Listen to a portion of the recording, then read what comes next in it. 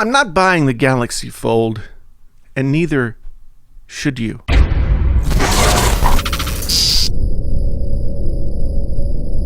Hey there, friends on YouTube. My name is Jason, sometimes known as the JTL. This is Painfully Honest Tech. Tech so honest it hurts. If this is your first time here, thanks so much for stopping by. If you've been here before, thanks so much for coming back. I really do appreciate it. I can hear the thunder of the keyboard warriors already pounding away in the comments. You're just jealous they didn't send you one. I never expected them to. I mean, my channel is too small. Or, how can you criticize something that you've never seen?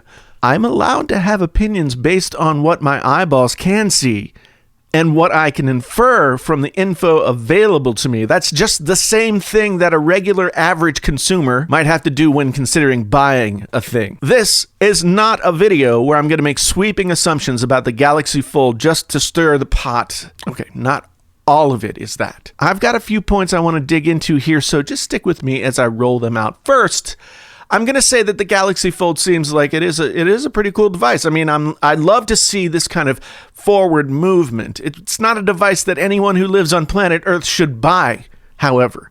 I was at the event in February where they announced the whole thing, and as they went through the whole presentation, I was like, ooh, this is pretty badass.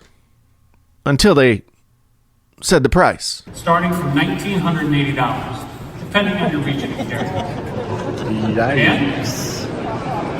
You can get your very own Galaxy Fold starting on April 26th. It looked a lot less like a prototype than I thought it would, and I thought the April 26th launch date was pretty ambitious, but here, lo and behold, we have a select few YouTubers and tech news outlets with Galaxy Folds in their hands, and we get to see what it looks like for the first time in the wild, as it were, without the benefit of the obvious airbrushing Samsung employed in their promo materials. When I pointed out the crease that's blatantly obvious in the screen on Twitter today, a lot of people reacted in these kinds of ways, like, of course there's a crease, or you're just a hater. The truth is this: Samsung has released a $2,000 phone with a giant crease in the plastic screen.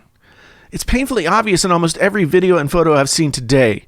The talking heads say it's not as visible in real life, but I'm not going to base a purchase of a device that costs that much on the word of outlets like The Verge. A device that costs that much should be held to a different standard, and for all of you out there yelling at the screen, but Samsung said it was a luxury device, it's not for everyone, stop complaining.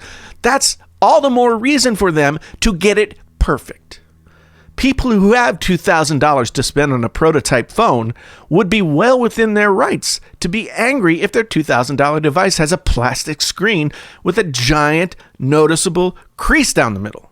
Look, in a time where one of the main narratives about phones in 2019 centers around price, or the fact that prices are too high, how can we justify covering and even downplaying the faults of a $2,000 phone?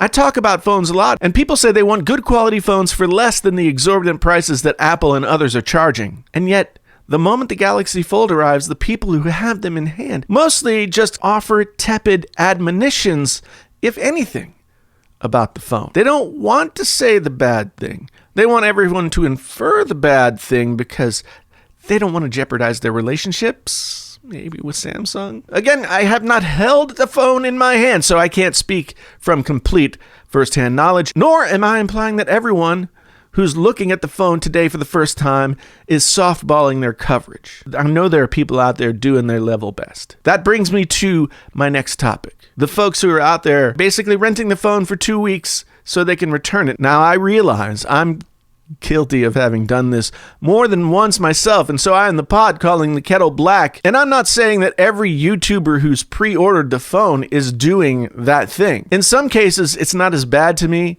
as perhaps in this case, simply because no one who isn't well off is going to buy this phone. This is one of the times where I see Samsung pulling a stunt that's right out of Apple's playbook. This is all hype. And the creators out there who are buying this phone to get them those sweet, sweet views are acting as pawns in a marketing plan where they've been conscripted into service so bad that they're willing to shell out $2,000 to get them. This is all just show. This is all just for the benefit of Samsung. Samsung's going to get buzz about their product that's ultimately not even viable in the marketplace because everyone wants to gawk at the new hotness in town. And we're playing right into it. Again, I'm not painting everyone here with a broad brush. There are some creators who will cover this phone appropriately, and we know who they are. That brings me to my final point. No one should actually buy this thing. Sure, who am I to tell you what to do with your money? But think about it. Were you happy paying almost $1,500 for an iPhone XS Max? Were you psyched that the S10 Plus cost $1,000 this year? And Lord knows what Samsung will charge for the Note 10 or what Google's going to charge for the Pixel 4 and then Apple. Who really knows? Who knows what Apple's going to do? I'll just say this. For all of you who complain, and for the most part rightly so, that smartphone prices are out of control, succumbing to the sideshow that is the Galaxy Fold will do nothing more than reinforce the idea manufacturers have that we will complain all we want, but when it comes down to it, by hook or by crook, we will plop down any dollar amount they ask for if it means being first, or having bragging rights, or hoping that you're going to fill that sad, empty space inside of you that you think might finally be satisfied if you have that thing. Newsflash, it won't. It won't. That hole will always be there. And Samsung, Apple, and everybody out there who's selling something is counting on it. They know you want the phone because you don't know how to want anything else.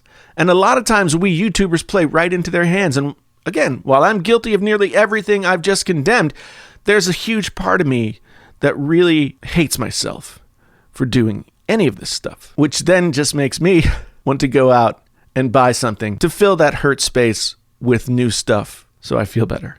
Those are my thoughts about the Galaxy Fold. What are yours? Let me know down in the comments below. Do you think I'm full of crap? I'm sure you're letting me know down in the comments. Do you agree with me? Maybe go down there and let me know that too.